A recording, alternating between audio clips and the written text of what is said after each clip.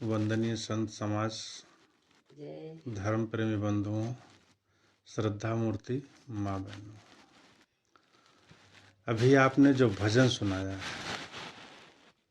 वास्तव में दिल छू लेने वाला है। उस भजन के भावार्थ जो हैं उनकी वास्तविकता जीवन में उतरना चाहिए। ऐसे भजन टीवी पर सुनते हैं, मोबाइलों में सुनते हैं, गाड़ी में जाते हैं तो वो लोग सुना देते हैं जिनको इसका अर्थ और उससे कोई मतलब ही नहीं है। हर व्यक्ति अपने तरीके से सुनता है और अपने तरीके से सुनाता है, लेकिन बिरले लोग अपने जीवन में उतारते हैं।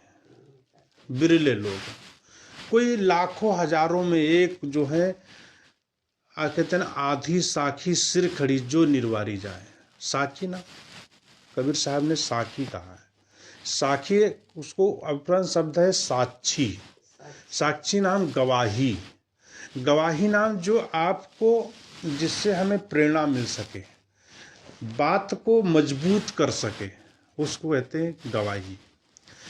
कोर्ट में बिना गवाही के मुकदमा नहीं जीतता है, इसलिए सदगुरु कबीर साहब ने साकी बनाया कि बात को समझाने के लिए, कोई बात कहते हैं उसको पुष्टि करने के लिए, जो बात मतलब ठीक तरीके से समझ में आए।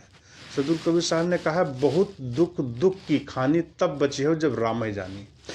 इतना ही नहीं, फिर कहते रामय जान युक्त जो चलई, रामय जान युक्त जो चलई, युक्ति ते फंदा नहीं पड़ी।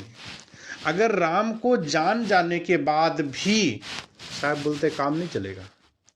हम अपने आप को जान गए कि मैं कौन हूँ, मेरा संसार से क्या रिश्ता नाता है, मेरा परिवार से क्या रिश्ता नाता है, ये सब कुछ जान गए।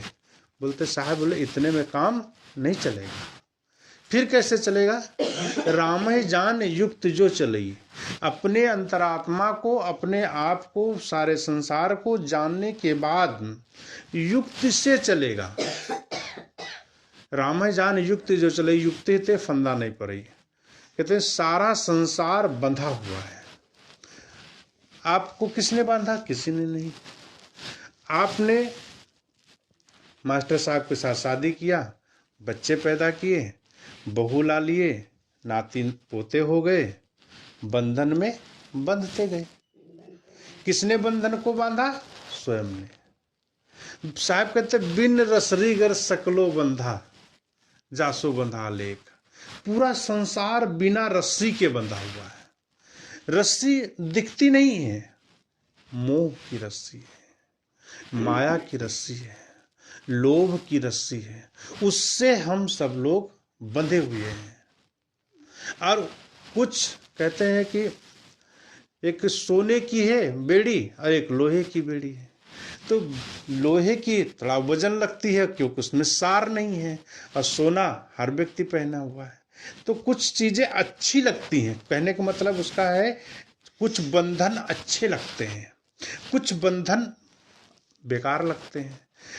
जो हमने बनाया है, ये महल, ये मकान हमने बनाया है, अच्छा लगता है बंधन, लेकिन यही बंधन दूसरे का हो तो अच्छा नहीं लगता है। कुल मिलाकर के ये सब कुछ हमारा नहीं है। वास्तविकता ये है, कुछ भी हमारा नहीं है। कब पता चलता है? जब हमारा शरीर हमसे छूट जाता है। जो कुछ भी हमने बनाया है, पत्नी, बच्चे, घर, मकान, सब कुछ हमने जो निर्माण किया है, सब एक दिन छूट जाता है। छूटने और मिलने और जन्म से लेकर के बीच का जो जीवन है, जन्म से मृत्यु के बीच का जो जीवन है, उसे हम जीवन कहते हैं। जो समय है उसको हम जीवन कहते हैं। सदगुरु कबीर साहब कहते हैं इस जीवन को ठीक तरीके से जो जी लेता है वही सिकंदर कहलाता है। किसी ने कहा है धर्म न हिंदू बौद्ध है, धर्म न हिंदू बौद्ध है, धर्म न मुस्लिम जैन, धर्म चित्त की शुद्धता, धर्म शांत सुख चैन। ये हिंदू, मुस्लिम, सिख, ईसाई, यहूदी, बौद्ध, ये सब धर्म नहीं है, ये धर्म के छिलके हैं। अर्थात धर्म के ऊपर चलने का एक रास्ता है, वो अनुगामी वहाँ पर चल सकता है और अपने जीवन को ठीक तरीके से जीने की कला सीख सकता है। किसी विचारन का धर्म जीवन जीने की कला है। जो व्यक्ति धार्मिक है वो व्यक्ति वहाँ पर क्या सीख सकता है? जीवन जीने की कला। धर्म क्या है? कुछ नहीं। धर्म जैसे एक आग, हवा, मिट्टी है, पानी है, आकाश है, इनके धर्म क्या है? संतों ने बताया है कि जैसे आग है, आग अपनी उष्णता से अलग नहीं हो सकती है। आग का धर्म है जलाना, जल जाएगी, उसको अलग नहीं कर सकता। पानी में डाल देने के बावजूद भी आग लगेगी।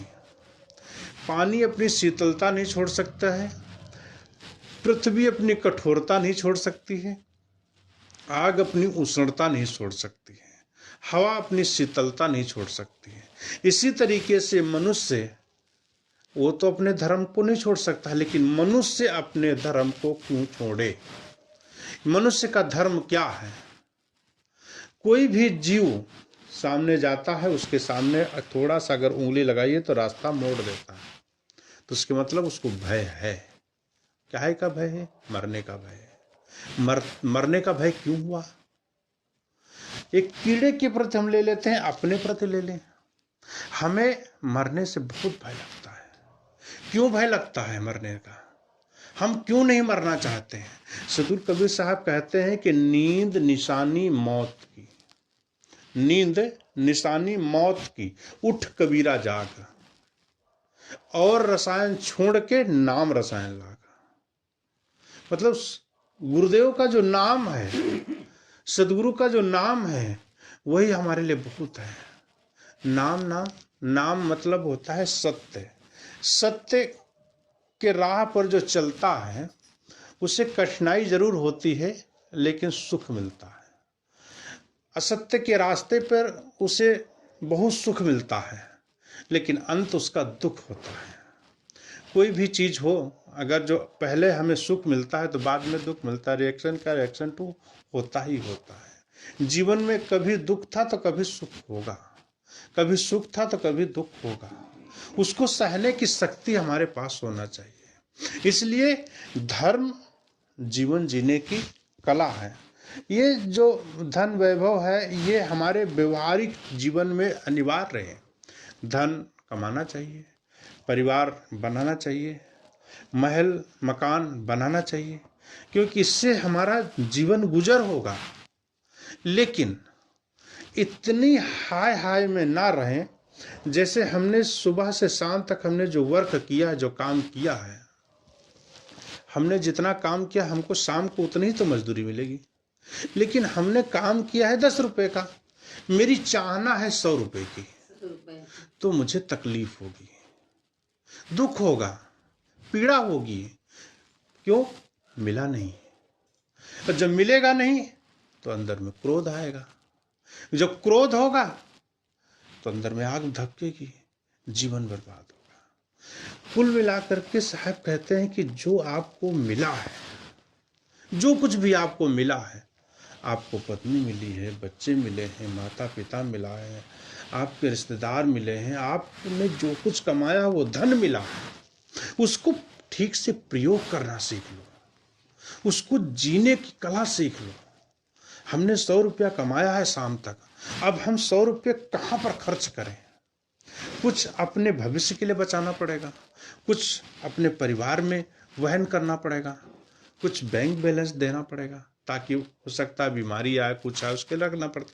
ये चीज़, ये कलाएं अगर हम नहीं सीखेंगे, हमने जैसे 100 रुपये कमाया, 100 रुपये कमाने के बाद में गए ठेके के पास में गए, एक पैक दारू ले ली, पी लिए, उधर से लड़खड़ाते हुए आए, बीवी बच्चे आपके इंतजार कर रहे हैं, पापा आएंगे, पति देव आएंगे, हमारे लिए कुछ लाएंगे, वो आशा लगाए घर में बैठे हैं और आपके पैर लड़खड़ाते हुए आ रहे हैं।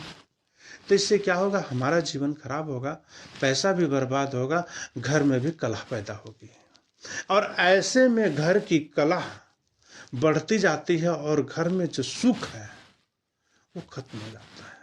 जैसे आपका ये परिवार है, इस परिवार में अगर जो माँ बहन ना हो तो इस घर को कौन संभालेगा? पति पुरुष बाहर से कमा के ला सकता है लेकिन घर नहीं संभाल सकता है।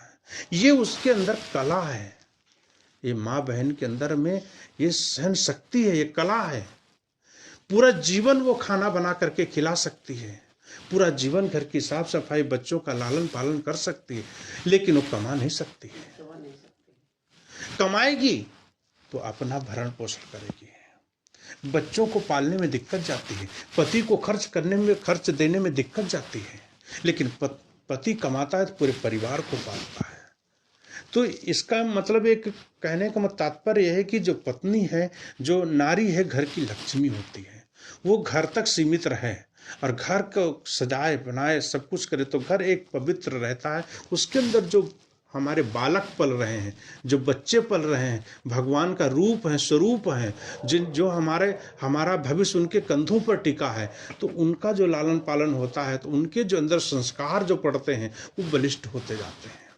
इसलिए कि अपने जीवन में परिवार को संभालते हुए अपने आप को और अपने बच्चों को सही शिक्षा सद्ज्ञान देते हुए सत्संग साहित्य संगठन को मजबूत करना चाहिए। इससे मजबूती आएगी तो हमारे अंदर में, आपके अंदर में एकता बनेगी। एकता बनेगी तो हमारा एक संगठन तैयार होगा, भक्त समाज का होगा, आपके सामाजिक स्तर से संगठन तैयार होगा। तो हम कोई भी काम करने जाएंगे तो हमारे संगठन के साथ करेंगे तो सरलता होती है। इसलिए हम सरलता को पाने के लिए संगठन बनाना चाहिए, साहित्य पढ़ना चाहिए, सत्संग करना चाहिए और सद्गुरु का साहचर्य मिल जाए और उनके संत गुरुजनों के शरणों में अपने मन की डोरी को बांधते हैं तो हमारा जीवन धन्य हो जाता है। इसलिए हमें सत्संग की जरूरत है, हमें संत गुरुजनों की जरूरत पड़ती है। उनसे उनका जो यहाँ पर बैठ करके कुछ नहीं कहते हैं तब भी वो बैठ करके रात में भजन कर लेते हैं, सुबह उठ करके सदगुरु का नाम ले लेते हैं तो घर पवित्र हो जाता है। घर पवित्र हो जाता है, बैठ करके चले जाते हैं, पता नहीं कौन सा आशीर्वाद दे देते हैं, हमारे जीवन में फलित हो जाता है। इसलिए बड़ों का आशीर्वाद चाहिए, छोटों का प्यार चाहिए। छोटों से हम जितना प्यार करेंगे, बड़ों का आशीर्वाद लेंगे, बूढ़े लोगों से सलाह लेंगे तो हमारा जीवन धन धान्य से परिपूर्ण हो जाएगा। इसलिए अपने जीवन को परिपूर्ण करते हुए अपने जीवन का संचालन करना चाहिए। यही गृहस्थी और विरक्ति में फर्क आता है। संत गुरुजन अपनी साधना करते हैं और विरक्त लोग अपने परिवार का लालन पालन करके अपने संतों की सेवा करते हैं। जितना संतों की सेवा करते हैं उतना ही हमें सुख और शांति मिलता है। बोले सद्गुरुदेव की जय। साईं।